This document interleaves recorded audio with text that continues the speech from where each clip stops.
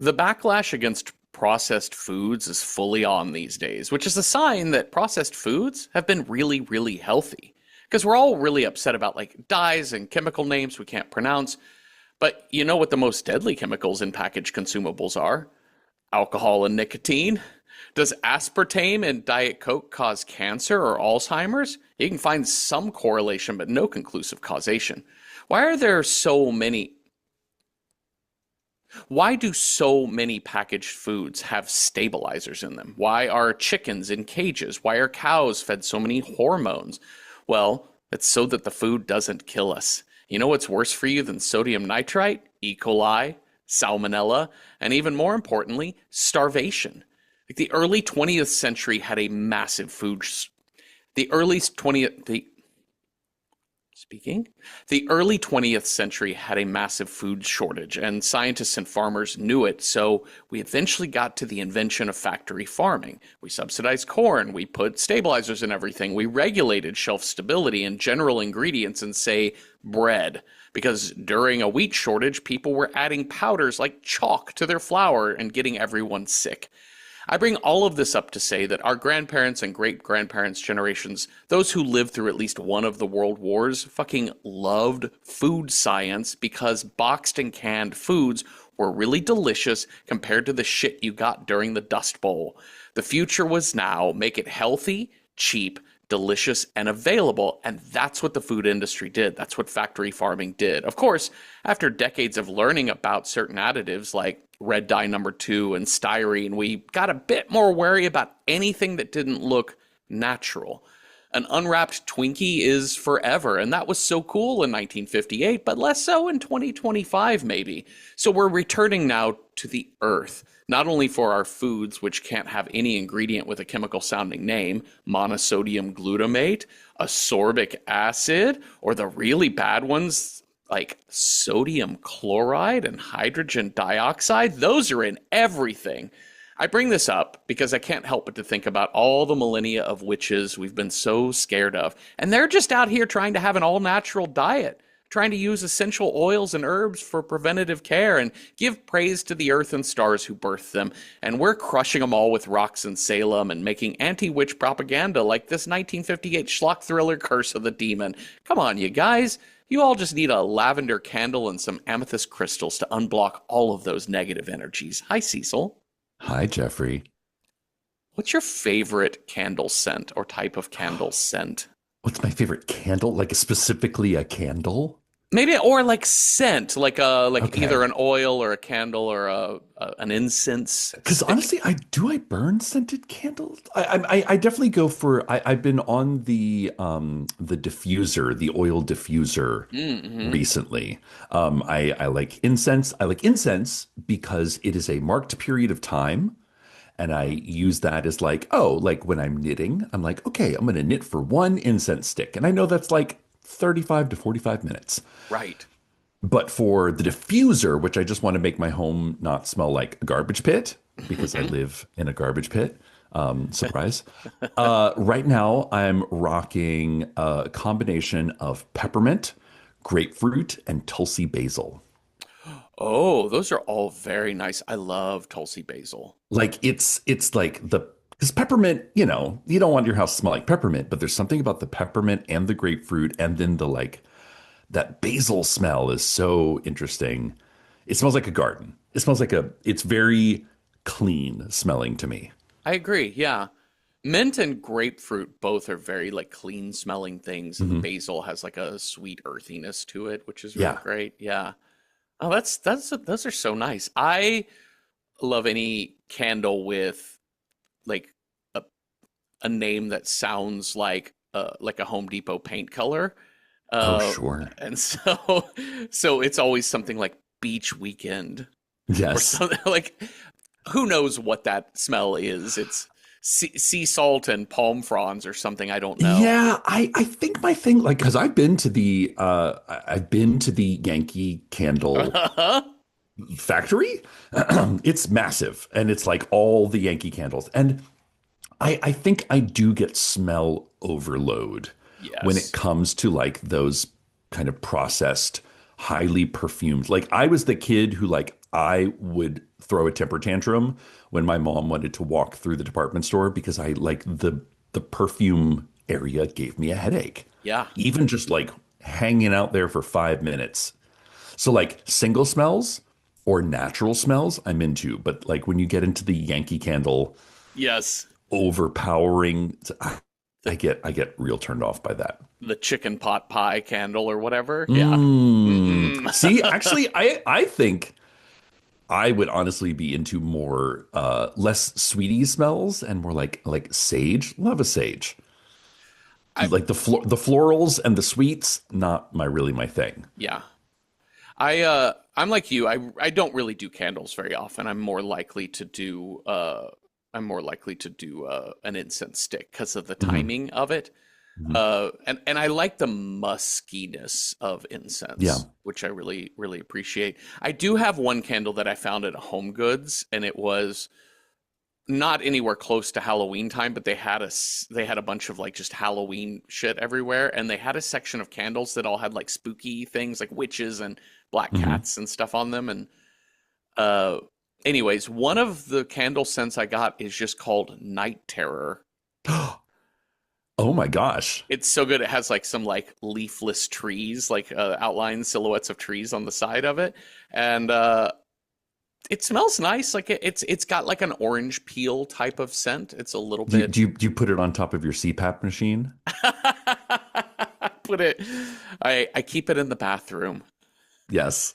I keep it in the bathroom just so we can carry the night terrors forward into the morning. That's right. My poop's so big, I have a night terror. Oh God, get out of me.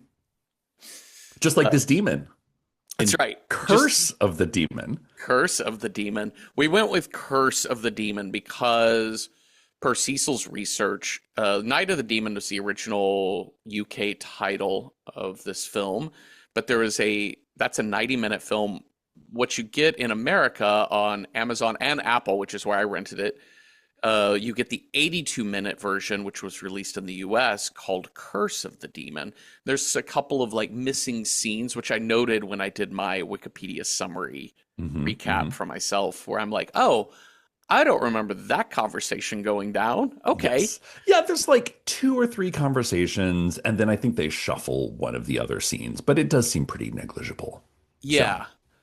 Without seeing those other scenes, I didn't have a sense as to why they got rid of them. It wasn't like they cut a scene where it shows like full penetration or whatever. Like I just wasn't yes, sure absolutely. what. Right. When the demon whips out his demon cock Yeah, and fully penetrates Mrs. Carswell. You sure. didn't see that, did you? No.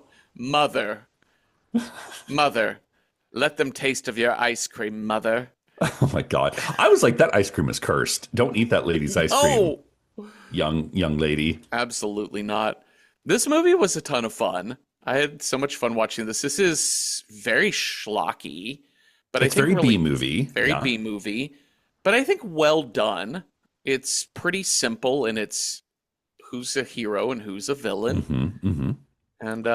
And also like I love this like almost 70-year-old view of what is witchcraft? What is I evil in the know. world? How do we explain the unexplainable? I mean, well, one, it's directed by Jacques Turner, who is the director of a couple of other really amazing horror films, most notably Cat People, Uh-huh. which is one of my all-time favorites. And he's the technical inventor of the jump scare. Yes. And you get a few of those Yeah. in this film. You definitely This do. You definitely do. Of just like, I don't know, here's a kid with a creepy mask. Boo. Uh-huh. Jump out and scare you. But you also, it was interesting. He got into like when he, made this movie, there was not supposed to be a demon in it. There Mm. was no demon in Curse of the Demon. The only thing I think he filmed was when Holden is sort of running through the forest and he sees the sort of the smoke ball coming Mhm. after him. That's it. And then later, the studio went in and added this demon into the beginning, into the middle, into the end. And the director was pissed. I can imagine he would be because so Do you know if in the beginning, Hmm. when Professor Harrington Hmm. dies, He's just supposed to like see something and be running away. He crashes into the pole and dies by electrocution. yes, Theoretically, I mean, who knows? But the idea is that the director was really wanted this to be about a conversation between faith and fact. So that he oh wanted it yeah. to he wanted this entire movie to be like, is Holden cursed, or is it the power of manipulation? Do you have faith in the curse, or are you like stomping your foot saying, show me, show me, show me, as they talk about in this movie? That would have made this to not see the demon at that beginning part would have made I think it would have made the Holden's argument and Holden's character so much more interesting and Right? tolerable Right? because we have the Aristotelian irony of we know the demon is real. We know that Hmm. magic is We real. saw it. We Yeah. saw it. We saw it kill Harrington. And throughout, Holden is such a pill about this stuff. And if there was some sense that we could slightly be on his side, being like, well, we actually, to his point, we haven't seen anything either. So Like he it's, just showed up in the UK and this professor friend of his is dead in an accident, and and everybody here is talking about demons and curses, and y'all sound kind of unhinged. yeah, I kind of think it would have been really interesting to actually see the demon only at the very end. Sure. Just to be like, just to get the wholeness. Because part of the Yeah. mystery in this case, if you had Jacques Turner's Hmm. original idea, part of the mystery is it real? Like, is Is Holden it? right? I know. Anyways, that's fascinating. That's fascinating. But the demon is adorable. It's I hideous love and it. adorable. I mean, it's it's giving Pazuzu, it's giving Bat Monkey. Yep. I like its little evil monster fairy wings. Huh? I like And that it on spikes him like a football at the very end. Is so Oh good. my God, it literally picks him up and crumples him up, Yeah, it's and so then like good. chucks him over his shoulder. Rawr. Okay, so we start this movie with a voiceover, which I didn't write this whole thing down, but it's along the lines of it has been written since the beginning of time that evil exists in a world of darkness, and that man can call forth the demons of hell using these ancient runic symbols. And here we have B-roll of Stonehenge. Oh, Stonehenge. So mysterious. Listen, I don't purport to have the answer to exactly what Stonehenge was used for. There are 1.5 million theories, but we do know a lot of things, and none of those things are demons summoning porthole. No? No, I mean, I thought it was like to like hang up your like so you can dry your laundry. I think so. Yep. It's like little, you could just like string it all around. And you're like, oh, thank God the laundry's done. Stonehenge dry cleaners at your service. Okay, so now we're going to see Professor Harrington. He is racing late at night through the woods, coming to this old mansion, and this belongs to Dr. Carswell. Who is a very obvious Aleister Crowley Yes. kind of knockoff. He has Dr. Evil Beard. He's You know he's evil from the minute you see that beard, Jeffrey. Dr. Evil Beard. Also That might later, when he has Dr. Evil Beard and Dr. Clown makeup. Doctor like last week you asked me what are some of my favorite horror tropes, and I think I missed a trick. Evil beard, Evil Beard evil is facial so hair good. It's so is good. one of my favorites because you're like, oh, he's a baddie. Nobody with that facial hair would be good. Yeah, do not expect any like twists on who is good and bad in this movie. Hmm. Whoever it sets up is good and bad, that's it. So Harrington, Professor Harrington, is there to see Dr. Carswell, and he's like, "Hey, man, you got to call it off. You were right. I'm sorry I challenged you." And he said, "Well, what you told me was do your worst, and that's exactly what I did." He's like, yeah, but I'll write a retraction. I'll have the newspapers printed up. He's like, yeah, I think we're done with newspapers at this point. Yeah, Do you still have it? He's like, no, it burnt up. He's like, ooh, you gotta go. yeah. Like, pronto. Have a good night, sir. Nope, mama, he will not be staying for tea. That's exactly it. I love Mother. It's just, she's the best. So he goes back home. Harrington goes back home, and as he pulls his car into the garage, a cloud of smoke, a big ball of smoke comes through the woods, and what emerges is giant bat monkey demon with little fairy Yeah. wings. Little fairy. I like it. It's kind of cute. It is. I think it's very cute. I mean, it's creepy but cute, like a bat. Yes. I think bats are Yes. cute. Yeah, like a bat face. I'm into bats. I Yeah. mean, sure, I want to hug them. And I Mhm. know that most of them have rabies, but I still want to hug them. And so he tries to drive away. He pulls out of this garage in his car and backs right into an electric pole, which has a snap point on it, and the whole thing collapses on him. And listen, and he's like, okay, I'm in my car. You know what I'm gonna do? I'm gonna crawl out over the top of the electric telephone pole, like right, like not even out the other side, but out the side with the electric wires. All of those G.I. Joe cartoon PSAs in the 80s that I grew up Mhm. with, and the Saturday morning cartoon Yeah. PSAs, the Schoolhouse Rock, Like etc. That to like taught if us you about see a electrical downed, line yeah, safety. if you see a downed wire, don't touch it. He Call did your not mom and know dad. this. No, he And didn't. he crawls right across those lines and I right into fries. all of them. Yep. Touches everyone. Everyone. Collect them all. And the demon is upon him. So that demon just right into the camera. Just wah.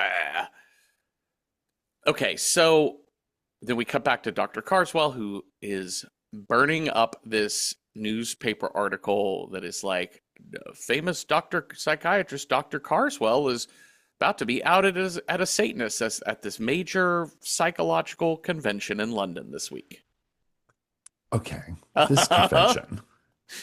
What This newspapers are covering this? what newspapers are covering this? What newspaper puts a full half-page photograph of an American is coming to town? Prominent psychologist heads to London for convention is the headline. And I'm like, that's a press release. What?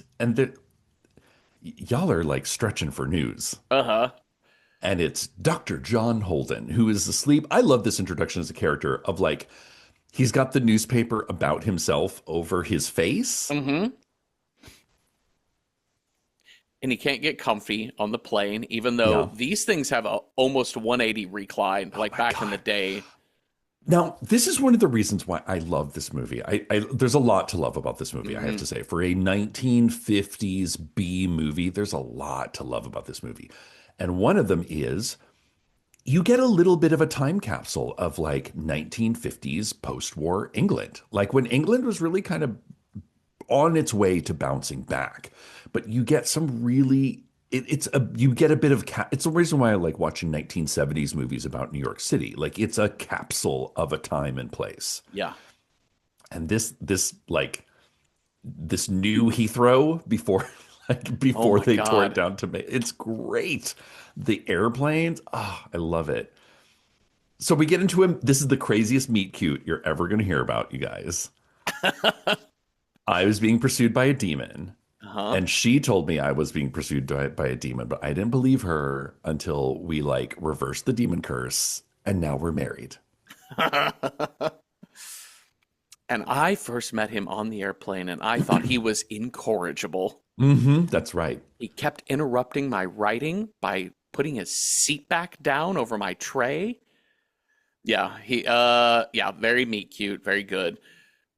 As he arrives, he's going to go meet with colleagues of Professor Harrington and learn that Professor Harrington be dead. And we're going to also learn that this woman who is Joanna Harrington, she is the niece of Professor Harrington. She's also going to find out that he dead. Yeah.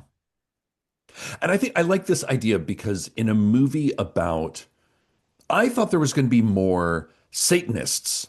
Who can you trust Yes. in this movie? It's more just Satanist. Satanist one. Uh-huh. But I like the introduction of Joanna's character on the airplane because it kind of proves to us and to the characters that she's not a Satanist. Because I was like, listen, and sometimes I was like, she's leading him down like a little primrose Uh-huh. devil path. But we can't. I think that's just our cynical 21st century like question everyone Yes. movie about secret cabals because as we know, even the cutest old lady can be worshiping Satan in her closet. Yes. Yes. Yeah, this is way more superhero comic book adventure, kill the Hmm. evil, the Yes. supervillain, Yeah. rather than the more textured thriller who done it, who can you trust, who can't you trust. Yeah, yeah, yeah. But I do have to say one of the other reasons I like this movie is that it kind of feels like a spy movie. Hmm. Like there's like especially it has kind of a spy movie, almost like a not a Hitchcock knockoff, but it's a kind of a Hitchcock knockoff. Hmm. Like it ends on the train and like it's very moody. It's very like information based.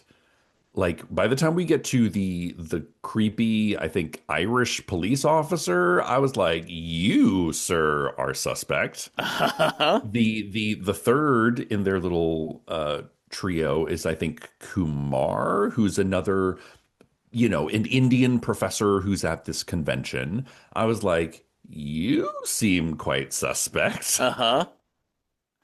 I thought it was going to be much more about that. Yeah, The the way like they're like introducing characters early on. Like we're gonna get a lot of characters, and they're all gonna say very mysterious things with a wink and a smile, Yeah. and we're not supposed to trust any of them. I think the hard part is, for me, I think I just never even my mind never went that direction because of the presence of the demon at the beginning. Right? We are self-assured that Hmm. Carswell is the killer. Yeah, He's the magician, the yeah. warlock, whatever. Yeah, it leaves no room for doubt at all at any point in time. So, had this movie gone in the direction of somebody we trusted, didn't trust, I would have been floored and delightfully surprised if Yeah. like Kumar turned out to be I whatever. Yeah. know. I love Kumar and Professor O'Brien, the Irish guy, Yeah. because they're just like, what are the basic things we know about Indians and Irish Uh-huh. people? That's it. They're like Well, they like spooky things. uh-huh, The Irish like to drink. uh-huh. They both Um, have funny accents. they both have funny accents. And yeah. When the Indian fellow is more of abstains from alcohol. He is Yes. more of a sage Hmm. Hmm. type. Like he believes that the true demon might be in the spirit itself, Oh which is it's yes, a good line, yes. whatever. And Uh, of course the Irish is like, I don't know, this demon tastes pretty good to me.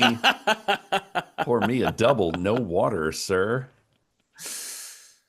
so we learned from Professor O'Brien that they had interviewed a guy. Well, okay, first off, we learned that the police are fully convinced it was just a freak accident. He crashed into Sure. a phone pole, was electrocuted. Great. But they're like, there's definitely some connection to Carswell based off of Harrington's research and what we knew from Yeah. him. And we had tried to interview. There was a man named Rand Hobart, and he was one of Carswell's followers, but he got arrested for murder. We Allegedly. alleged murder, and in trying to, his mind is goo, basically. Yeah. We can't Like he is communicate with him. catatonic. Yeah. Yeah. So that's the only Satanist we've been able to find. But the one thing we do know is he was an uneducated man. Hmm. And one of the things he did in prison was he drew a picture, and they show the picture, and it is an exact drawing of that demon, cutie demon, Hmm. Cutie bat demon. cutie bat demon. It's a And Labubu. it's a Labubu. And Holden is like, I don't want to hear about witchcraft and demons being real. This is silly. And, O'Brien and Kumar are like, well, I mean, how this demon image goes back centuries. Yeah. Like we've had centuries of it, and it's not like he would have ever seen that demon to draw it. Right. He Which wasn't I in Eton, right? He didn't Yeah, go to yeah, yeah. Cambridge. Yeah. Which I think is really interesting. This idea of like the sort of the black magic, ceremonial magic, Aleister Crowley. That's for rich people. That's for Yeah. rich people who have more time on their hands Yes. than they know what to do with. And so introducing this like essentially like farmer, what's he doing with these Satanists? Hmm. So they go to the library. Oh my God, yes. Like I love it. Like real number one doesn't even ask any questions. Straight to the library he goes. Uh-huh. And again, a gorgeous shot of the architecture of I think it's the British Museum Library. Yeah, I think Yeah. so. Well, Amazing.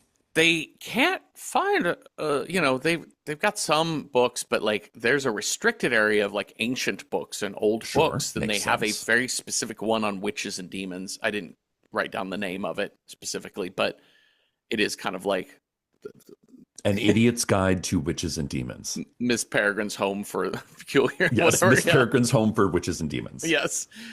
And the librarian is like, I'm not sure, it's a 400-year-old book. I'm not sure why it's missing, Yeah. but Like we have it, but we don't somewhere. physically have it. And suddenly, Dr. Carswell approaches Holden and is like, I happen to have a copy of that book. My God, creepy. Maybe come to my house and I'll let you read it. Here is my visitation card. Which, bring back visitation cards. I know, right? Just your name and address and your phone number, and just, I would like for you to come calling one night. We Come shall a have... calling. Yes. And only if you have the card. Otherwise, how will I know it's you?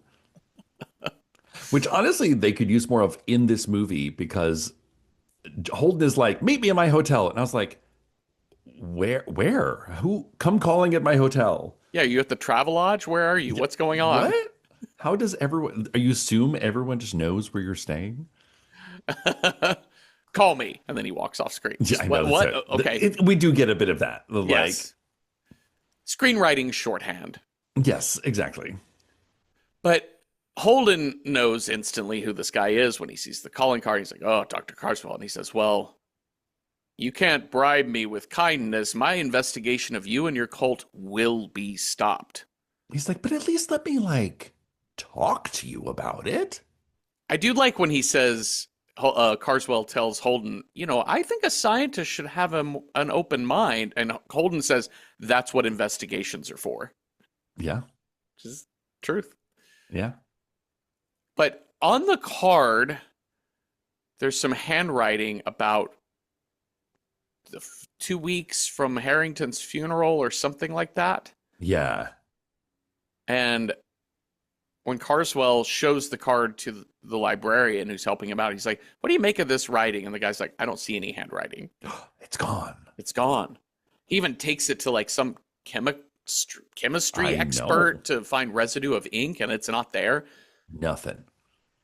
But before Carswell leaves, he does I'm so sorry, I dropped your folder, and he Oh, picks here's it your back papers. Here are your papers. Thank you. Yes, these papers have, Mr. John Holden, yes, you have been served Yes. with demon runes. Yeah. Okay. Holden is telling these scientist friends, O'Brien and Kumar, he's like, listen, all of this is just mass hysteria. I'm here for this conference. Happy to talk to Rand if we can get him hypnotized. I'm happy to do whatever here, but like, this guy is a kook. Carswell's a kook. Like, he's just a weirdo. And he says, in the history of witchcraft panics and satanic panics, it's always just been mass hysteria. People get a simple suggestion. Once the word gets out that there are witches amongst us, everyone's like, yes, it's the witches. That's what it is. Which he's not wrong. Or one person sees mysterious lights and then and then tells their story. That story gets published in the newspaper, and all of a sudden we have a full fire in the sky UFO epidemic. Yes. All of that is very interesting. I found Holden aggravating because he is holding so strong to his like, nope, this is not a horror movie. Yeah. But he's not wrong. And there's this other interesting moment where Holden says, "Hey guys, do you know this tune?" And he whistles a tune. Yeah. And O'Brien says, "Yes, that's an old witchy folk tune from Ireland." And Kumar says, "Yes, that's actually a folk tune about enchantment from India." And I'm like, that doesn't seem to go anywhere unless I missed how that theme is picked up Yeah, in the like we score. never and I think it was like it was the music play. Can he hear the soundtrack? Is that what witchcraft does? Does I it make you aware that you're in a film? I hope so. Because that would be kind of kooky and weird. Actually, that's a movie I'd watch. Uh-huh. You become enchanted and you're like, oh fuck, I'm in a movie. But more importantly, O'Brien is like, "Holden, are you planning on going home on the 28th?" And he's like, "No." And he says, "Well, I just noticed your calendar. Everything after the 28th is torn out of this." Oh, Uh-oh. yeah. Okay, so at the funeral, Holden runs into Joanna from the airplane, and they immediately just pick up. She's like, "I'm the niece." She's like, Hmm. "You and I got to meet. We gotta I know talk. my uncle was tight with you and your boys, and we need to meet. Call me tonight at my hotel. Goodbye." What hotel? What? Where? When? What time? She's all hanging out at a Hampton Inn in Croydon, being like, "Where Yeah, is yeah. he?" Like what? I don't understand. Where is he? As always, Croydon is my default London neighborhood. I Hmm. do not know Hmm. why. She Oh, tells him, we do get a very spooky hallway. "Oh yeah, Like so Holden's had a long day of being cursed, and he gets back to his hotel room and he hears like this kind of like, "Eh," and it's this like long hallway in either direction. I don't know. I found it very spooky. I thought that was really cool. I like the long hallway. That motif comes back later when he's sneaking into the mansion, Hmm. and also like just doors that creak open in the background. And Yeah. yeah, it's pretty great. And it's making the same sound that the demon made. So it's like Uh-huh. we're like, oh my God, is the demon gonna get him? Nope, not yet.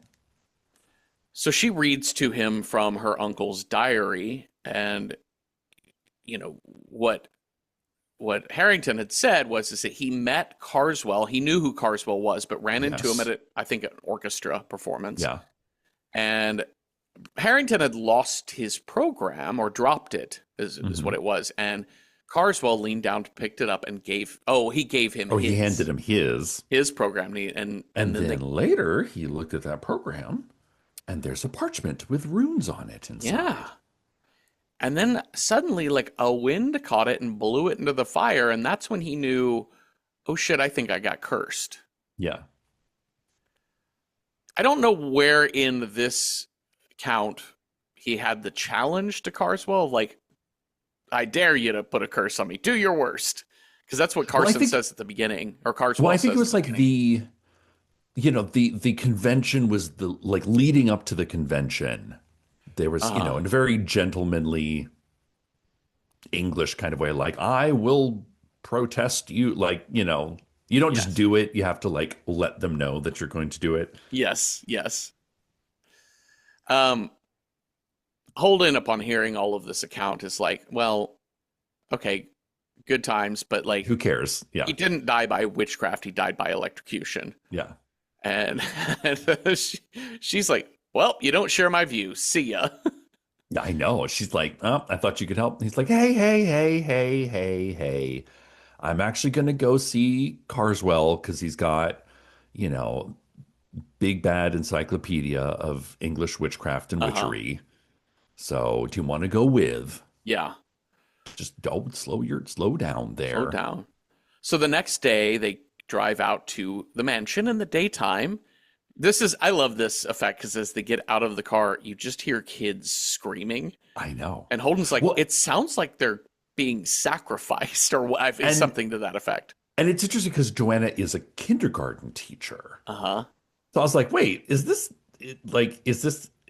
it an actual like school of witchcraft and Oh, it'd be wizardry? so good. Like he's running a whole school, which I think is the implication here that he's like witches could even be like the friendly person who lives in the manor on the hill. He's who's grooming them. influencing your Yeah. children Yeah. He's grooming them for witchery. with puppies. Witch groomer. Witch groomer. You're like, here's a puppy, become a witch. I'm like, I don't know. It seemed like an all right deal. The other thing I love about this is so he's doing magic. Like Mhm. he's literally doing magic, but like child magic. Yes. And he's dressed up as sort of like you're like your old-timey hobo clown. And it's such an interesting way to not introduce because we've already met him, but like have our main characters, our protagonists and our antagonists meet, and he's dressed as a clown. So again, this idea of like masks or faces on top of faces. John Holden has his picture of his face on top of his face. Yeah. Carswell has a painted face. This Uh-huh. idea of like no one is what they seem, Yeah. kind of lightly peppered throughout this movie. That's a really great point. I didn't even think about the idea of the newspaper face over Holden's face to start. And You then know, here we have the clown it's not a face. mask per se, but it's like people perceived in a different light someone who's like, but look, he's a clown and he's a harmless, he's a good, how you could never have ill intent at heart. Yes. Layers. People have Mhm. layers beneath what you think you see. I love this moment where this is kind of his that they get. This is Joanna's introduction to him too, which Yeah. is this clown face, but also for Holden too to view him as a clown. Like he's Yeah. not called him a clown, but he's essentially called Carswell a clown. Yeah. Like this guy's a charlatan. He's a He's a phony. faker. Yeah. He's a phony. He's a manipulator. And We also Carswell, meet Mrs. Carswell. oh mother, I feed them your ice cream. listen, nothing brings her greater joy than to feed children magic ice cream. Anytime like the creepy villain has a mother, I know. like that person I always expect to be the truly evil one. Of course. And it's funny because this lady's cool as shit. This is such a confusing thing later. So Mrs. Carswell is present at the very beginning when Harrington shows up. He's like, you gotta uncurse me. And Mrs. Carswell is kind of like, in a very English, like, oh, I'll make tea. And he's like, no, he's not staying. She's like, oh, I guess I'll just leave you two alone then. Here, Mrs. Carswell, she loves these kids. She's doling out ice cream. So Mrs. Carswell is very like, whose side is she on? Is she on a side? Is she evil? Is she not? Blah, blah, blah, blah. And I do like where her character goes later in this movie because it does play with that. Sure, she's the mother of evil Dr. Julian Carswell. Can we trust her? Uh-huh. Yeah. Yeah, absolutely. And this goes back to your idea of like who's in it for the Hmm. good and who's in it for the Satan. And I think I would also be like kind of remiss to say that, any adult man, unmarried, Uh-huh. a confirmed bachelor living with his mother, just a little queer, isn't it? Maybe. Mayhaps. And just with that beard, like it's very well groomed. That's That right. that Dr. Carswell. Mm-hmm. So also we learn that it must be October because it's Yes. his Halloween performance for the village children, as he says. And uh Carswell and Holden are talking about the powers. They're kind of having this back and forth, this Yeah. debate of like, where does magic originate or powers of darkness? Are they actual powers of darkness or are they powers of the mind? Yeah. When does the power of the mind, when does an intention manifest? And how much control do we have? So this is a really fascinating conversation that kind of lures you in through this kind of like ethical, philosophical conversation, and then suddenly, very loud, very fake jump scare with kids in a mask popping out of Sure. nowhere. Yeah. It's really good. Well, and it's important to note that this movie is loosely based on the M.R. James story, Casting of the Runes. So we've already seen an M.R. James Mm-hmm. when we did our horror shorts, Whistle, Whistle and You'll Come to Me. whistle, So and I'll like you come to could you. whistle and Yes. I'll come to you, whistle and I'll come in you. Um, so we definitely, I get the feel. I've not read the short story. I actually have it on I have a collection of his work that I'm kind of saving for spooky season this year. Uh-huh. Um, but I get the impression that that is much more the question of the book. Is this like, fact? There's a great line, and I can't wait to read the short story, but it's like, facts casts a shadow. The Mm, light of truth casts a shadow. What lives in that shadow? Very loosely and horribly paraphrased, but I'm interesting. like, that's kind of the debate we're having here is like, you want to explain everything? What happens when you meet something you can't explain? You know, where does and I love Joanna's kind of refrain of her being a kindergarten teacher being like, kids are simple. Like when they see something, they accept it for what it is. And if they see somebody is like cursed, then they're like, you're cursed. Yeah. That's bad. You're like there's a demon coming after you. And it's like it's as we get older, we lose that ability to look at the world and go, I don't know, dark and scary. Let's leave that alone, shall we? Yeah. Yeah. Yeah. Yeah. We have to poke and prod at it. Yeah. That is so much of what is religion or spirituality or even like just all of the unknown. And that's what Mhm. science is too. Like science is always Sure. pressing against the darkness to be like, well, let's create a model of what we think is happening. Yeah. Maybe the universe was created by God and Earth is at the center of it. And then you start making technology to explore that. And you're like, well, Right. that seems to not be the case now. Yeah.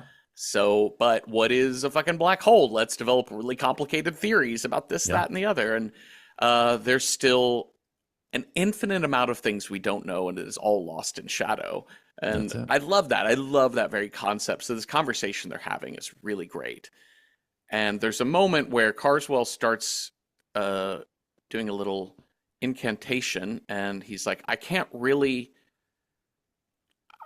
I can't really explain in words to prove my point. Right. But he does like a little, power of Like the mind thing. Kreskin, yeah, Kreskin Uh huh. mind reader sort of vibes. And the wind picks up mightily. Yeah. And there's And like wicker furniture and children strewn across the lawn.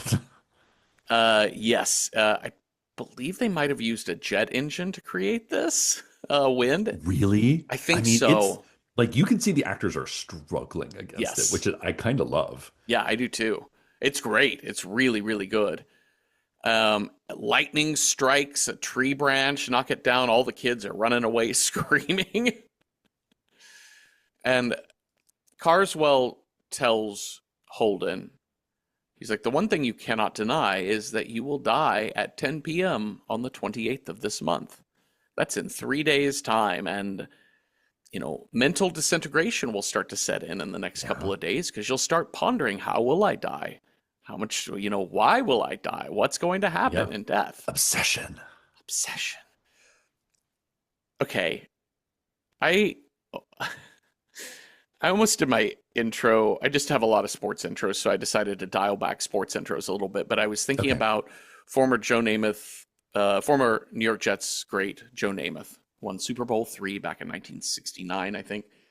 Anyways, Joe Namath was back maybe like 20 years ago or so, was at a Monday Night Football game and got interviewed by, I believe the reporter was Susie Colbert of ESPN.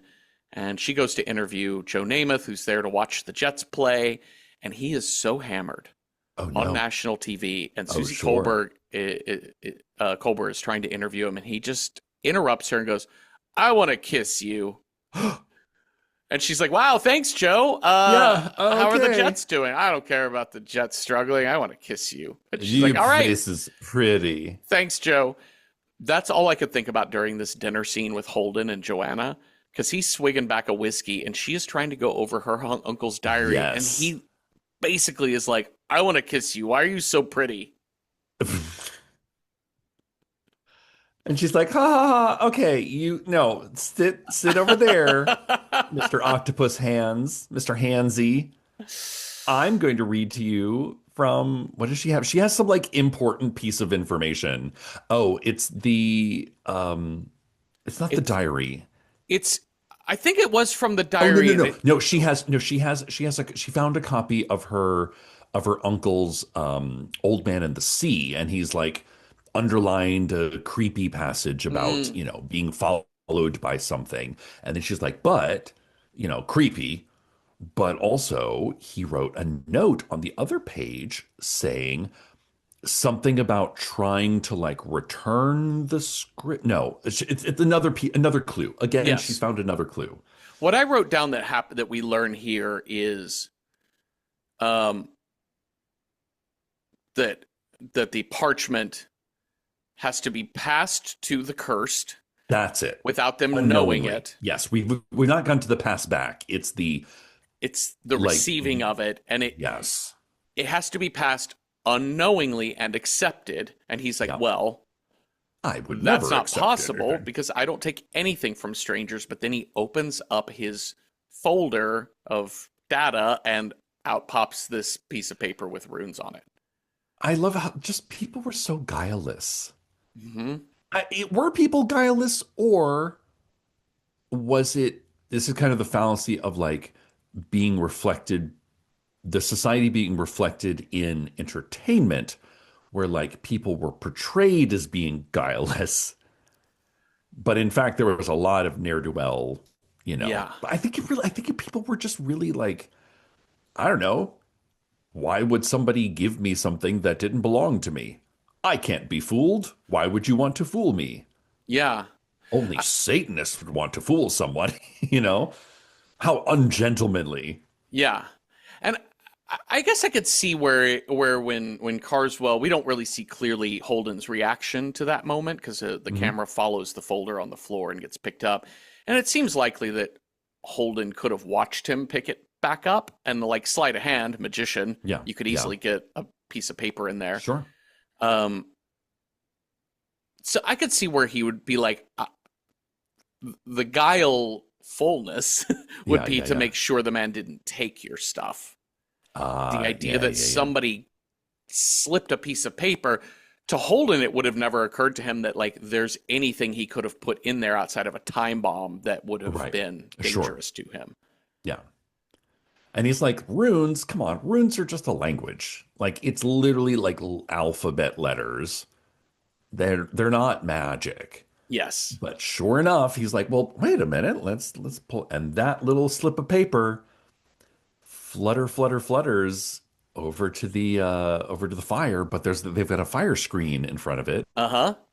And that thing it's like literally like a moth to a flame. Yeah. Yeah. And but it's saved. It doesn't burn up. So he is safe from the demon. This is kind of an interesting, again, with the kind of an unfollowed plot point or an unfollowed point, similar to the mysterious music. Is why does the manuscript sort of stop at one point, and they're like, they don't grab it. Uh-uh. It just sort of stops fluttering, Yeah. And it just falls to the floor. you know? That I couldn't wrap my head around because I thought, well, this to me could be, from Holden's point of view, this is just sheer chance. Sometimes Sure. people die in bad accidents, sometimes they don't. Yeah. Sometimes the metaphorical cursed runes Yeah. burn in the fire and you are doomed, Yeah. and sometimes they don't because you happen to have a fire screen, which Yeah. safety, And I mean, scientific advancements. he's even saying, he's like, well, I mean, there's a window open. Like, there's nothing magical about this. Yeah. And she closes the window, and he's like, it keeps going. And she's like, well, it's a draft. It's a draft from the fire. Yes. So it just sort of stops. Yeah. But this doesn't fully jive with the ending when Carswell gets it because he chases the rune paper through the train tracks, and I would understand if this were like the New York City subway and it hit the third rail. Right. And kind of, yeah, Yes, but it doesn't seem to sparked. do anything. It just kind of stops and then bursts into flames later. So I'm like, why are the runes able to burn themselves up at the end? Is it because they are themselves a time bomb? Like I think so. 10 p.m. I think it's less about them hitting fire and more about them being attracted to fire. They are fire. I see. I see. Like you kind of hit that TikTok, Yes. and your time is up. The runes Yeah. are going to burn for you. Joanna takes Holden to go see Mrs. Carswell. He's like, Mrs. Carswell? Why are we? Well, she's hosting a seance at Mr. and Mrs. Meek's home. Oh my God, I love it. This Mr. Meek, I adored this man. Holy shit. Yeah. He's very funny. This is some real comedy happening in this scene. Yeah. Because he's such a fast talker, and Mrs. Meek is so meek. Mrs. Meek is very meek. She is straight out of like Bleak House by Dickens, you know. Uh-huh. And Mr. Meek is very personable, which is not what you would expect from seance, Yeah. people who talk to the spirits. But it's when they sit down Uh-huh. and, Mr. Meek is kind of like limbering up, and Mrs. Meek and Mrs. Carswell are like, we shall begin. And they drop the needle on the record and they're like, tiptoe through the tulips. Cherry ripe! Cherry ripe! And they're like, oh, we have to sing because the spirits enjoy it. But it's like this, it's the high, warbly Church of England singing in the choir kind of, Uh-huh. It's cracked me up. And then Mr. Meek starts talking in voices, and the first is as Mrs. Holden or as Mrs. Carswell explains to Holden, this is an Indian chief from North America, from your homeland speaking, and then suddenly he switches into a Scottish accent, and they're like, "Oh, it's Mr. McGreary or whatever." He always stops by, talking about sheep and wheat and things like that. And apparently, and he's like, "We've got some people here. Invite them into the circle." That's like, right. oh, So they move. This is a great honor. Oh my gosh, he doesn't. Listen. He's not down with most living people. So. And then he switches into Professor Harrington's voice, who's like, Joanna. I mean, this is kind of creepy though. Yeah. Because I don't think that's the actor's voice. I think they dubbed in. Yeah, I think it's ADR of Harrington. But it's the difference of like, number one is like we're speaking in a different language, clearly the actor. Number two, in an accent, it's all very theatrical. And so that it is kind of jarring hearing that voice. You're like, that is not fake.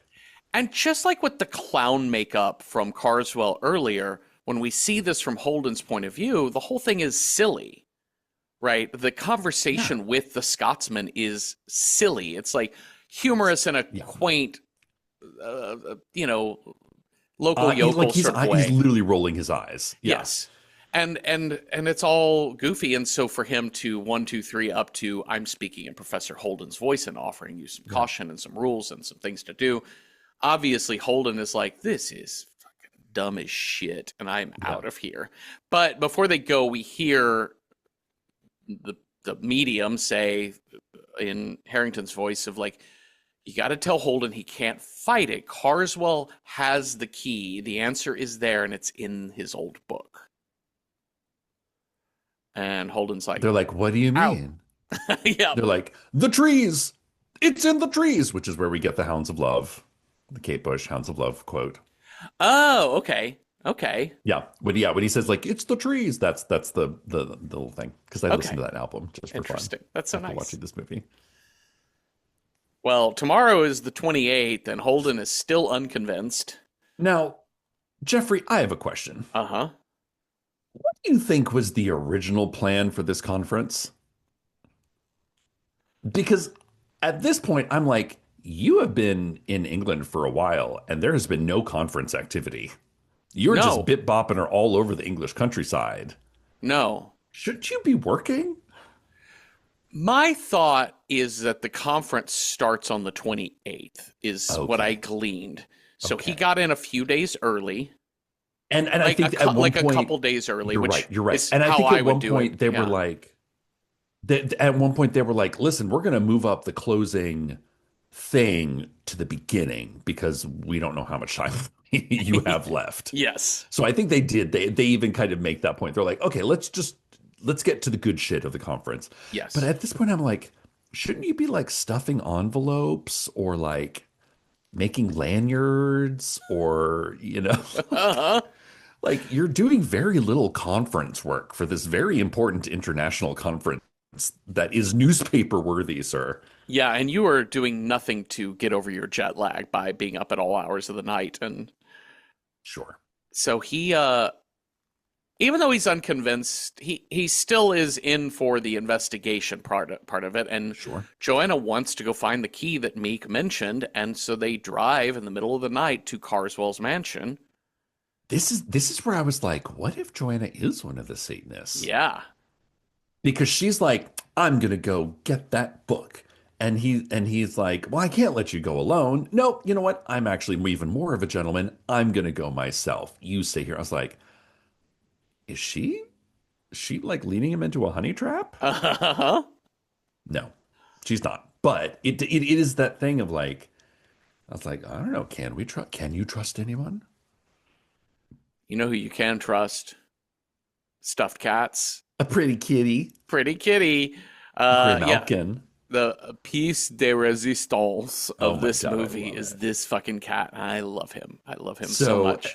this whole sequence is pretty darn good. Hmm. So he goes around the back, kind of sneaks through the forest, climbs up a terrace, sees an open window, classic, Yep. and he goes into, some disused room with like the rosebud sled in it for Hmm. some reason. But I love this. He's like you said, like doors just sort of open behind him with no one there. But it's really where like he goes down the banister, no one behind him, and then a hand, loud noise, Uh-huh. and then cut to a shot of him, no one there. Hand, loud noise. But it's that thing of like, is there somebody following him or not? Yeah. Is a great trick. Yeah, and just like with the writing on the visitation card, like, is this real? Hmm. Is this all in my mind? Uh, yeah. And he goes to sneak into this library. He finds Carswell's handwritten journals. It's like a great horror trope, which is just a journal filled with a bunch of like Like, foreign words and drawings uh-huh. of pentacles and things Like like that. equations. Like I think I saw like a the pi sign on there and a circle. Like, I don't know, I feel like it would be more Uh-huh. like your alchemy is a little more complicated than that, but Right, okay. right. But Uh, some of the pages are missing. yes, some of the pages are torn out, but before we can get too far into this, there's a beautiful gray cat, Oh my God. big chunky Yeah. boy, Oh, he's so cute. meowing at him, and then suddenly that cat, which has been meowing at him, is leaping at him, and it is now, oh, it's intercut with an image of like a leopard or a It's a cheetah or a leopard. leopard. Yeah. Which is awesome. Uh-huh. What's even more awesome is when he fights that leopard that is clearly a stuffed animal. Uh-huh. Just like, oh, yeah, throws it away. Love it. It's great. I love an actor that has to wrestle with a toy. Yes. It's really, really good. So he gets this stuffed leopard off of him and grabs a fire poker and is about to slap that thing to bits. And when Carswell comes in, being like, "Oh hey, what are you doing out? What's going on? Oh, you Oh, just do you digging like through my my dumb little books?" do you like my demon? It's my pet demon who's set up to guard and he's very like, look, I left the book out for you. Like, this is clearly I knew you'd come. Yeah. which I feel like is very much the sort of the mental manipulation of the Satanist in Uh-huh. this time period is like someone who can kind of like essentially a malignant narcissist who can like manipulate any situation to be like, I knew that was going to happen. I did that on purpose. Yeah, Yeah, my cat. Oh yeah, my cat's a demon. totally. Like it's not that my cat just happened to be hanging out in this room. No, I put him there for Yeah. you because I knew you'd come. So tells. I do love the mind game of when you're the evil villain and you know everything that's already happened and you state it Hmm. aloud. He's like, "So did you park in the driveway or did you?" Oh no, I mean, if you're breaking in, you clearly wouldn't want to park there. You would Yeah, park yes, somewhere of course. hidden. And But I wouldn't go through the forest. and You Holden might find because it unpleasant. yep. And he does. He goes through the forest. We see that cool effect of like footprints forming, like hoof Yes. prints looking. Yeah. And then that fireball, smoke ball appears behind him, but he makes it out of the woods just before it And there's no manifests. monster this time. It is No monster. just a smoke ball. Hmm. I think if you've ever experienced something, so here's the thing: if you ever break into someone's house and then get chased out of the woods Hmm. by Hmm. a mysterious demon Hmm. fireball, Sure. you need to immediately go to the cops and tell them exactly what just happened. They'll clearly they will understand the state you're in and be very hospitable to you, especially if Shock, they're British. shockingly, they are pretty hospitable. They kind of are. They're like, this doesn't all feel right, but it's not like we can really help. Like, let's say it's all true. What could we actually do about any of Right. this?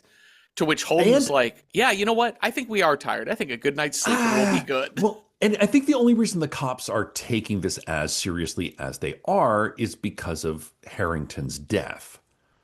Because Harrington also knew the date he would die, the date and time, Right. and he was right. And he was right, which is very like they're like, well, that's not usually how this goes, this Yeah. whole murder gig. So we can't explain that. And we've got his, niece here but Joanna we get an interesting little monologue, kind of a glimpse into Holden's psychology backstory. He's telling Joanna, he's like, I was the kid who would make myself walk under the ladder. I was the kid who would go up and pet the black cat to Uh-huh. prove there's no such thing as superstition. Hmm. I'm that guy. I have to be that guy. If I'm not that guy, who am I? Yeah. So I've And made my entire career out of being that guy. and So it's if I run into a group of actual Satanists who are actually controlling Satan, where does that leave me? yeah, and he's also like the undercurrent of this monologue is that he says disappointed, but he's embarrassed Yes, he's because embarrassed for the for first believing. time in his life, he stated aloud some supernatural shit that just happened to him, Yeah. and the cops, who are in his mind Hmm. the utmost in people who have to be Logical. Yeah. logical, Yeah. down the middle, all science Yeah. based or whatever. And they're like, "Oh, sorry, dude, I can't help you." And he embarrassed himself in front of his friends, Yeah. basically, by Because acting now they're superstitious. looking at him the way he looks at the seance people or Yes, the people he was going to write his paper about, yeah. essentially. And this kind of makes him like dig in even deeper to his anti-magic sort of way of Yeah. thinking. And he's like, you know what? All of this, Carswell basically suggested I go through the woods by telling Yes. me not to, and he had Yeah. rigged up this whole smoke ball thing. And Joanna's like, I am tired of your shit. Yeah. And she leaves. Yeah. And he's like, you know what? It's 3 a.m.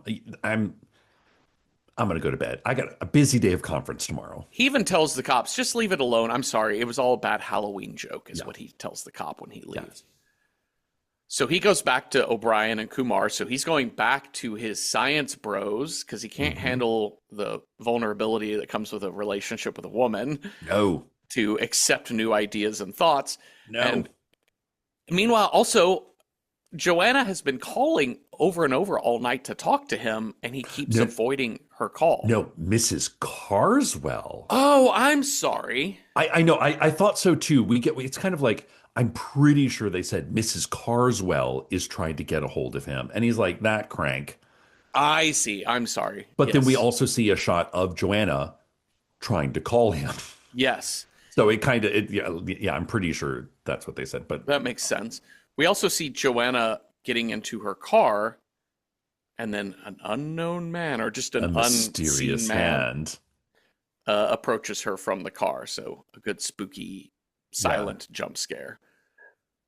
And then that cuts to once that man approaches her, it cuts to an ambulance at a Yes. ambulance at a hospital I unloading a love, body on a gurney. And I'm like, which did she just die? I know. Like, what a fucking brilliant cut because, like, you can't really see the body, but you're like, is that her? Like, it looks blonde, and it's a blonde person. So you're like, Yeah. oh no.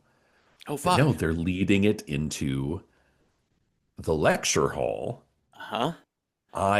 This was some cool shit. This is Um, good. Yeah. because at this point you're like, what even, where are we? Who is this and where are we? But they kind of established that, like, okay, here's the convention. Holden is standing in front of a group of his peers. You've got Kumar and you've got O'Brien over in the corner, sort of adjudicating or, whatever. Yeah. And he's like, okay, so a lot has happened the last couple days. Um, Professor Harrington, now deceased, was going to give you some information about a known Satanist. Well, he can't because he's dead. But we did dig up this guy who is unfortunately in a coma. Yes. But if we hypnotize him, he'll tell the truth. How do you hypnotize somebody in a coma? You give him methamphetamines. That is fully what they do. They give him pentothal and methamphetamines, and To like perk him right up. I had no idea you could snap a person out of a coma like that. Perk him right. They'll tell you anything you want to hear. This was so funny to me because he starts with this really interesting intro to his lecture, Yeah. which is do hypnotized people always Yes. tell the truth? And I I know. love that because I'm like, okay, we haven't really been talking about hypnosis, but we do know he can do hypnosis and has studied hmm hypnosis. hmm It also is dealing with the theme of what is reality in Yeah. narrative. Like, are you easily susceptible to hints? Can you play? Yeah. Can ideas be planted even when you're being hypnotized or when you're hypnotized, and then you just wake up and believe them? And I think this actually seems like a really cool conference topic to Sure. cover, and it seems right in his expertise, and it's not literally about Carswell, but Demons and yeah, witchcraft, and yeah, it's it is more a it's more the science side of the, or the psychology side of the unknown. but it does quickly go into we woke this guy up to see what we can learn about Carswell and the Like, Satanists. listen, we need to we have a plot point we got to deliver here. Um, so it's O'Brien and Holden hypnotizing him. O'Brien injects him, and also that causes him to leap up screaming. They have to Yeah. pin him down, and they Well, they show him the picture. No, the why is he? Oh no, it's later. Sorry, they never mind. they asked him to go back to the night of the demon, and he's Yes. like, I see it, it's in the trees, my time allowed is almost over.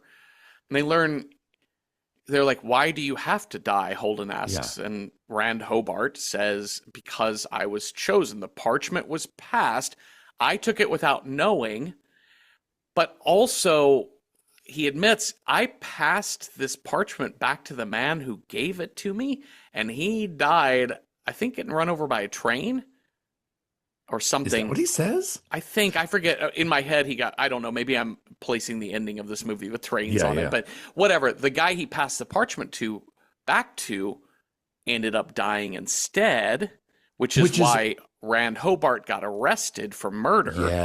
yes. Because the doctor, like Holden and O'Brien, they're asking him who did this, and he's like, some esoteric, like the keeper of the light of all knowledge, and they're like, Carswell, and he doesn't say yes. So they never, because I was like, wait, if he passed the Carswell cursed him and then passed it back to him, wouldn't Carswell? Oh no, it's the person He's allegedly killed. Okay, so like another unrelated member of the Satanist party tried to curse Yes. this motherfucker. Yeah, so Carswell didn't give it to him directly, some Gotcha. other underling that we never really meet any of Right, those right, right. folks. Um, and then Holden takes out the parchment that he has been given That's by it. Carswell Yes. and is like, hey, Did so it look look like at this. Did it this? look like this? And poor Rand Hobart is like, no, you're trying to pass it to me. I won't take it. And he goes running out a window and leaps out. This is like straight up reefer madness here. Yes. Dead. Um, This convention is lit. oh There's my been God. two dead bodies at this convention so far. Oh my God. I get excited at conventions if like there's a really good luncheon or something. Yeah. Now, listen, if there's going to be like a murder and a suicide, Holy crap. So Holden, in the aftermath of all of this, he's like, I need a car. Somebody get me a car. mhm, I have something to return to Carswell. Yep. Kumar says, actually, I know from, I think he learned it from Because Mrs. Carswell, who's been calling all night, because she's, even though she's the mother of the Satanist, she's still like, she wants to be helpful. Like, she Yeah. is kind of like trying to not be bad, you know? Yeah. And there's only so much she can do without Right. getting it from her Yeah, son. yeah. So this is a way she can help. And she's like, he bought a ticket for the 8:45 train to Southampton tonight. And Holden's like, get me to the train station, then buys a Yeah. ticket for the 8:45, makes it just in time. Again, some like amazing shots of like running through the underground, London Underground. Uh-huh. Like, I was like, ooh, this again, this is where I was like, ooh, this is like kind of like The Third Man. Like, it is giving me like spy movie. Definitely. And even the two men in suits and hats that follow Yes. him, Mhm. because I'm not there's just everyone's kind of a generic looking white guy, and A bit so of a these face blindness, old fashioned face blindness, I think is a real thing. yeah, and so I don't know who they are. I'm like, are these the Satanists? Are these But the yeah, who are they? but the camera lingers on two men that observe him getting on the train. You're like, Mhm. oh fuck. This is really good. This is really suspenseful and great. I Yeah. love this a lot. And he is basically going car to car, looking in the berths, right? Like the Mhm, little, mhm. like, and he finally finds the one that Carswell is in, and he comes back in, and Carswell has Joanna under hypnosis, which is how he got her to go with him, I guess. Yeah. And basically, he's Carswell's like, here, let me snap her out of it, and she's like, I didn't do anything. I mean, she came with me willingly after I didn't hypnotized her. didn't you, Joanna? And she's like, this guy sucks. Yeah, yeah. Get me out of here. Get But me out of don't. here. But so Holden is going to try his own like reverse psychology on Mhm. Carswell, and he's like, "Hey, buddy, I know now that you were right all along, and that I was wrong. And here, let me give you this little piece of paper that says so, and it'll Mhm. confirm that you can send it to every newspaper in town It's that my says." retraction. Yeah.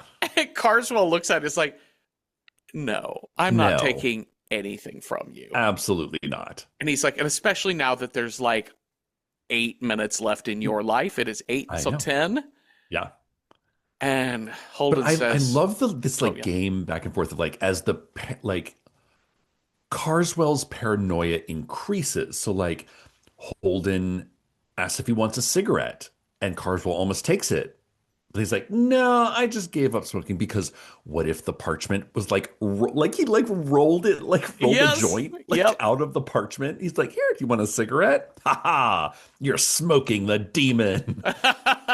He's like, no, I don't think I shall. Do you have any matches? No, I Well, don't. You know, I love that because like Carswell have a has to match? think when Holden's like, "Do you have a light?" And Mhm. Carswell pauses and is like, "Oh yeah, like I can give you something." Yes, And he I hands can. him the Yeah, box of matches. Holden lights but up, hands the matches back. He's like, "No, you keep them." I Oh, know, are you right? sure they're such nice matches? So nice matches. But But we know that the demon is coming for Holden, and Carswell is getting like increasingly more unhinged. because he doesn't want to be near nervous. that shit. And that's the thing, is that like you get the impression that his Carswell's main downfall is not that he's a Satanist, is that he's a coward Yes. and needs a demon to do his quote dirty work. Like Yes. that's, I think, the moral judgment of this movie. He's not a gentleman. He's not manly. Who's like, I don't like you, sir. I will dispatch with you like a normal ass murderer. I'm going to hire a demon underling to do it. And I don't want to be anywhere near that demon Yeah. when it happens.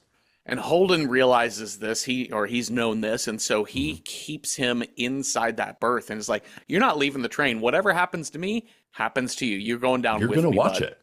You're going to at least watch it. But those two men in the suits and hats show up, and that's the cops, and they're like, "You guys got to break this up." Yeah. And And Carswell's like, "He this man kidnapped me." he's menacing me. They're like, oh, that's weird. Because this guy thinks you're menacing him. And they do And Carswell's like, get me the fuck out of here. They're like, hey, your papers, and your hat, and your briefcase, and your jacket. And of course, Holden slips it into that jacket pocket at the last minute. Oh, I love this so much. As he's like, the oh shit look on Carswell's face as he pulls that out. He's like, you slipped it to me. And then he's holding up the runes and they fly out of his hand down the hallway of the train. Like through the entire train out, like, and the train is now pulling into a stop, and Carswell flies out the train door, down the tracks. I love this because other trains are going by, so it's like, did he just get run over by a train? What's happening? Yeah. There's a lot of cool tricks of the camera where like the train passes him in shadow. Like depth of field. Yeah. Where it's like he jumps behind the train, but it looks like he's, Yep. But eventually the runes settle on the side of the tracks and then just burn up. And here comes cutie bat monkey demon. That's it. Labubu. Demon Labubu. Demon Labubu. Here comes the monster demon and also a train. And a train. And it's so like the demon manifests in front of a train. And then there's a train coming the other way, which of course is, the silly Prometheus thing of like, if something that is on a linear track is running towards you, turn 45 degrees and go sideways, and that thing shall not hit you. But whatever. But he kind of does. He actually so he's running into another train, but he runs off the track at the last minute. Unfortunately, Bat Labubu Demon just picks him up and just literally like crumples him up like Play-Doh. He wads him up like a bad manuscript and tosses him in the trash.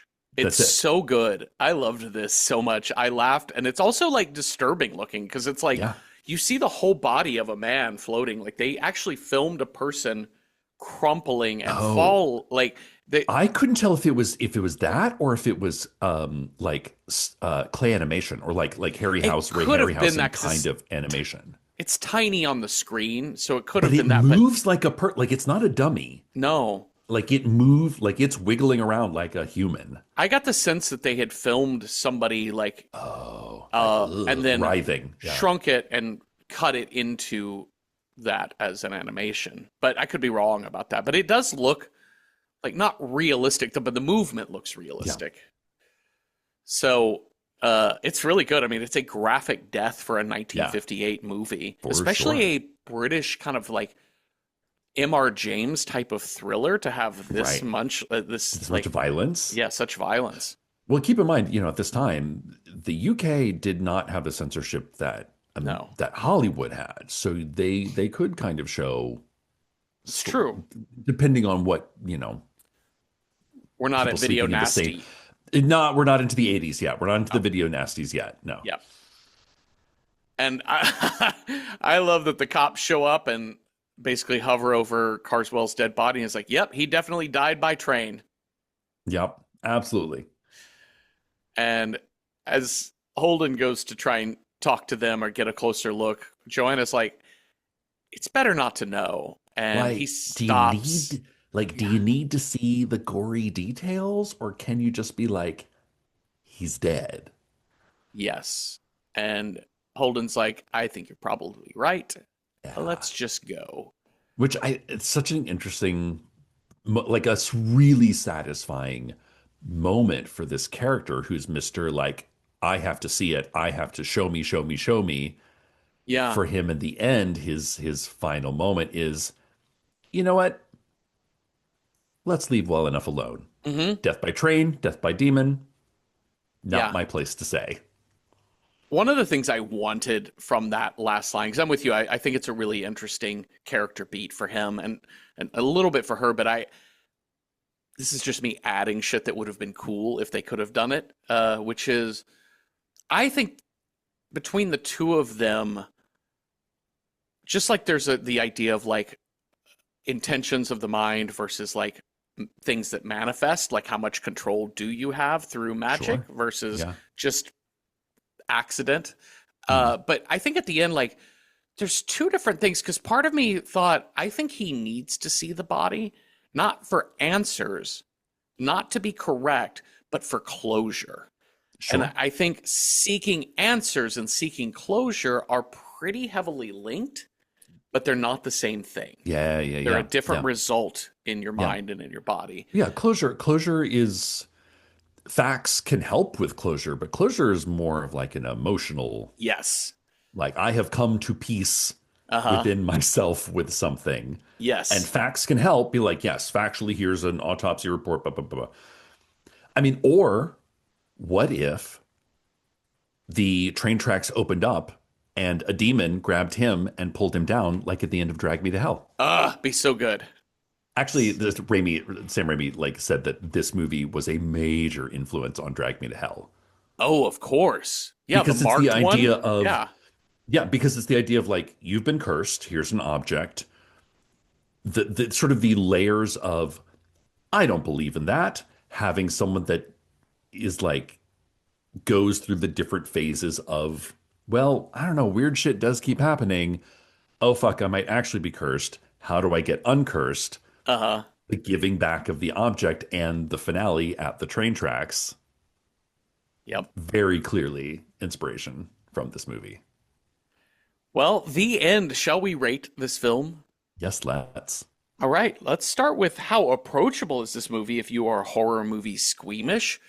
On a scale of 1 to 10, with 1 being not at all approachable, too much to watch, and 10 being very easy to watch, I would give Night of the Demon or Curse of the Demon 7 out of 10 safety fire screens. Like, Sure. it's surprisingly jump scary for a movie of I this know. era. It's got some rock solid jump scares and Yeah. noisy jump scares. I think the demon is very cute, but it's also spooky. And I think when he spikes him like a touchdown celebration at the end, like that's a level of violence that I found like kind of shocking. Yeah. Yeah. Um, but yeah, I don't know. Like it's probably because of its age. Like you could almost say it's 10 out of 10 approachable. But I just want to honor the jump scares and the little bit of violence. Obviously, content warnings for the jump scares, the suicide, and Yeah. the cute spooky demon, the spoopy Yeah. demon, Labubu demon. Labubu bat monkey demon. So approachability, let's give it 7 out of 10, but it's probably higher than that. To speak nothing of approachability, Cecil, how do you rate Curse of the Demon as a horror film? As a horror film, I had a blast with this one. Uh-huh. I think because it's not a Hollywood film, because it is British, because it is based on a short story, which loosely based on a short story, I think it does have a bit of a like sophistication to it Mhm. that I think, Hollywood in the 1950s wasn't really concerned with as much. Um, and as, like as interesting as this movie is, I also think there's something to the sort of the intellectual conversation they were having about sort of faith versus fact. And Mhm. it wasn't just like one character said one thing in one scene, it's a constant throughout. So I think that kind of gives it a little more gravitas. Yeah. And Labubu Bat Demon is pretty fucking cool. That's pretty So great. for that reason, I would give it 8 out of 10. Yeah. Um, uh, roadsters. I don't know. uh, yeah. Terrible. So That's a terrible let's rating. terrible rating. Road like the oh like his little car, like his little Yeah. sports Like her car little, thing. her little like British sports car. Yeah, I love it. I think that works great. Well, let's figure out what movie we will watch next. You've got a scare die. I've got a style die. We'll roll those up, see what movie matches those two things. Cecil, on your scare die, if you roll a 1, our next movie scare is Psycho Killer. 2, Bad Mom or Bad Dad. 3, Technology. 4, Wild Card. 5, Body Horror is the scare. Or 6, Religion. That's a 4. Finally got that wild card after 18 weeks on this die. Okay, so wild carding it up, we're going to pick from one of the movies that we selected for whatever style I roll. If I roll a 1, our next movie's got to be a sequel, prequel, or remake. 2, it's got to be a movie with a one-word title. 3, it's got to be animated or a musical. 4, it's got to be a movie from 1991. 5, it's got to be horror homework, essential horror viewing. Or 6, WTF did we just watch? All right, here's my style, a little dice cup. I got a 6. What the fuck? Oh. Okay, so you pick 3, I pick 3, and we'll talk about the ones we selected. We'll have 6 movies, and then we'll roll a die and see which one we're going to watch. Okay. What did you put on your list, Cecil? Well, first up, I have a very WTF movie that I've never seen called Street Trash. Oh, this movie looks disgusting. 1987, very cheesy about a case of contaminated alcohol that turns vagabonds in Greenpoint, Brooklyn into piles of gloopy gloppy monsters. Okay, great. That's the first one. Uh-huh. The next one is this one is a little more esoteric. What the fuck? And it's Beyond the Black Rainbow from 2010. And this movie, it's kind of more esoteric, mysterious, what the fuck. But I remember watching this movie in 2010 thinking, this movie is like ahead of its time. And I think this movie kind of was the face of where horror is going to go in the next decade and a half. And I would love to revisit it because I haven't seen it since 2010. And then for my third WTF, again, I'm going with a movie I haven't seen, but I'm going back to the 1970s for a movie called The Shout. I've heard of this. Is this a European film? I believe so. I've just found this in my sort of findings. A traveler by the name of Crosley forces himself upon a musician and his wife in a lonely part of Devon and uses the aboriginal magic he learned to displace his host. Unbelievable. That sounds sounds amazing. This is a UK film. Yes. It's got John Hurt in it. Yeah. How exciting. Those all sound really interesting. All right, I will tell you the ones that I put on this list. These are all movies that I have seen, and I just thought it would be really fun to cover for the show. They're movies that I really, well, 2 of them are movies I really enjoy. The last one is one I did not like at all, but I want to revisit it. Sure. The first one on here that I really loved is Rubber. I haven't seen this. I'm very excited. This is just an evil sentient tire. Yes. Sure.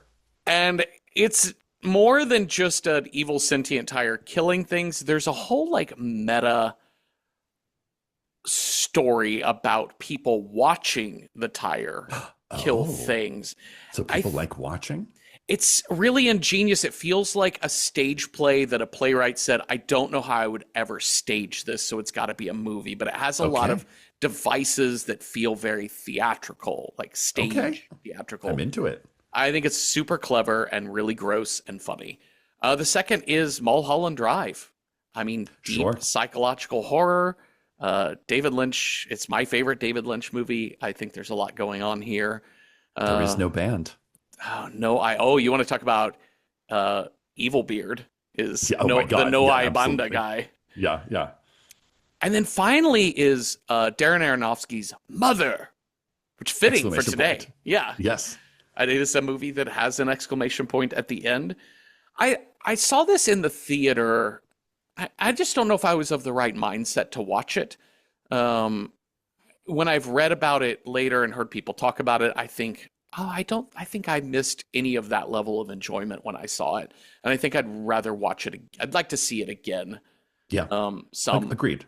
I saw it years once later. when it kind of came out, and I actually was like, dark, but Uh-huh. interesting. Uh-huh. I don't know if enjoyable is the word I'd use, but I definitely was like, yeah, I felt like I got a face full of art. Yes. And that's part of the joy of a WTF type movie is face Sure. full of art is Yeah, super great. I think I rolled the last time we did an extra I roll. You want think to do so. this extra roll? Yeah, I got this one. All right. So line them up. Let us know Okay. what we've got here. 1, Street Trash. 2, Beyond the Black Rainbow. 3, The Shout. 4, Rubber. 5, Mulholland Drive. Or 6, Mother. That's a 2. Beyond the Black Rainbow. I'm very excited for this. Have you seen this? I have not. I have not Great. seen this movie. I have only ever heard of the title of this film, but do not know it at all. Is this? Hold on 2 seconds here. This is a Canadian film from Oh, 2010, right? To have this what's it all correct? about? What's uh yeah, this is the Arborea Institute, deep within the Arborea Institute, yada, yada, yada. This is available for streaming on Amazon Prime for free if you got that. Hoopla and Canopy have those as well. So, yeah, let's do a Beyond the Black Rainbow. I'm going into this absolutely blind because I just learned it's Good. Canadian and Good. it's from 2010. That's all you need to know. Perfect. Well, thank you all for listening. Thank you, Cecil, for talking with me. And if you have thoughts on Curse/Night of the Demon or ideas for other movies that would have been your wild card what the fuck horror movie, let us know at Random Horror 9 on Blue Sky, Instagram, or on Patreon, where we have public discussion threads for each episode, and you don't have to be a paying member to participate in those.